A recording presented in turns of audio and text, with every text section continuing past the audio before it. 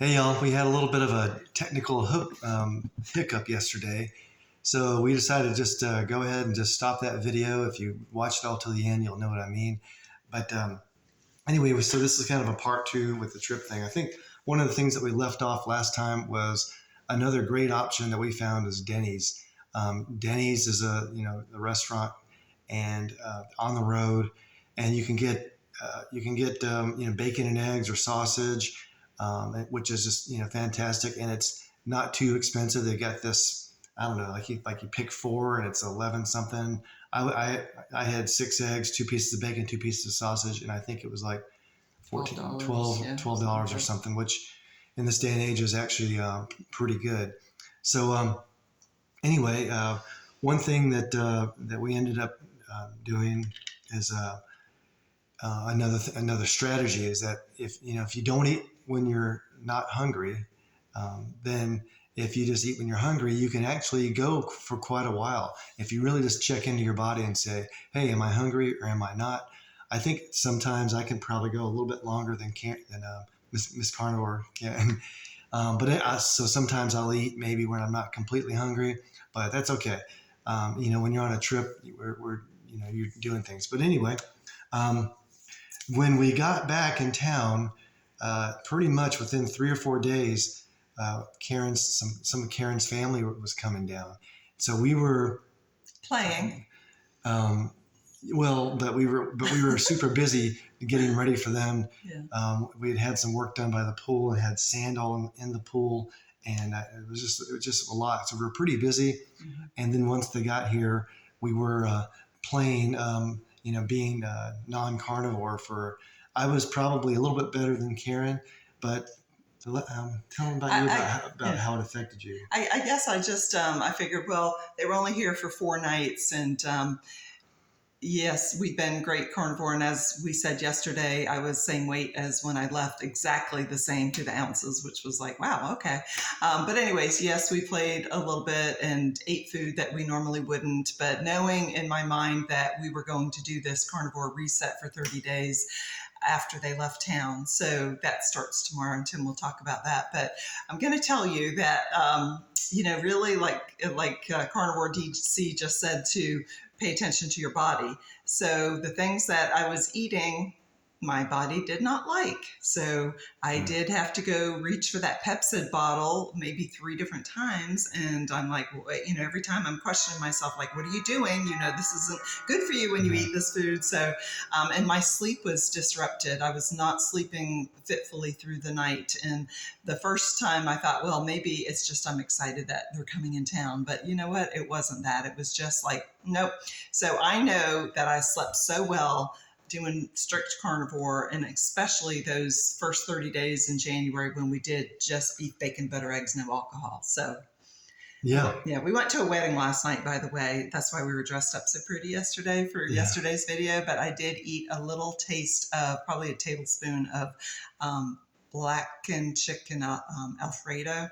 I haven't had pasta in my body in I don't know how long, but just that little bit was like, no, don't do that.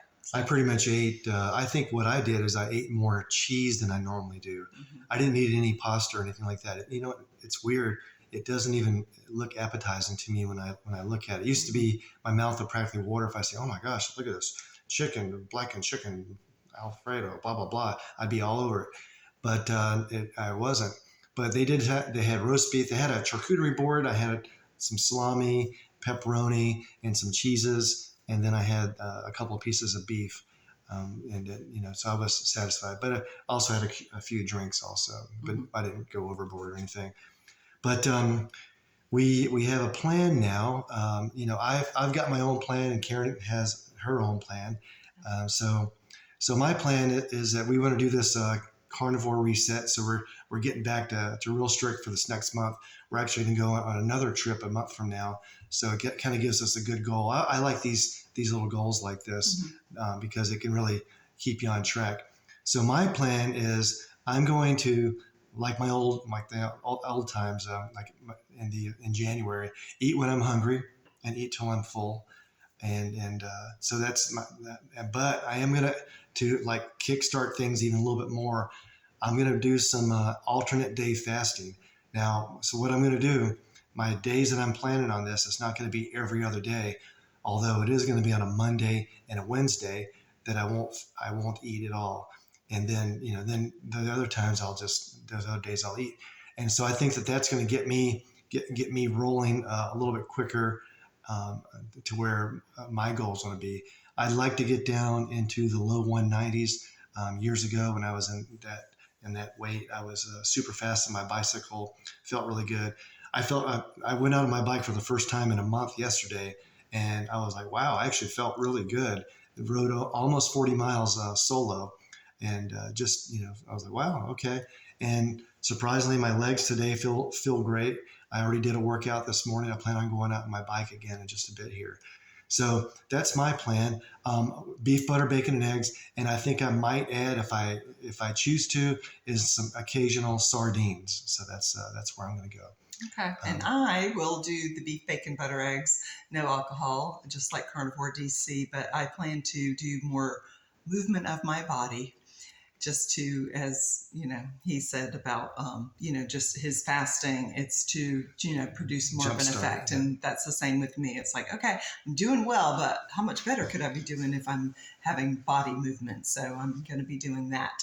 And so this next thing I'm going to say, I'm really super excited about this, because we have some friends that we've been friends for quite some time, and I just want to give a shout out to them, because they have contacted me and/or Karen and talked about how they're actually going to go and try like 30 days of beef, butter, bacon, eggs, and really go along the carnivore lifestyle.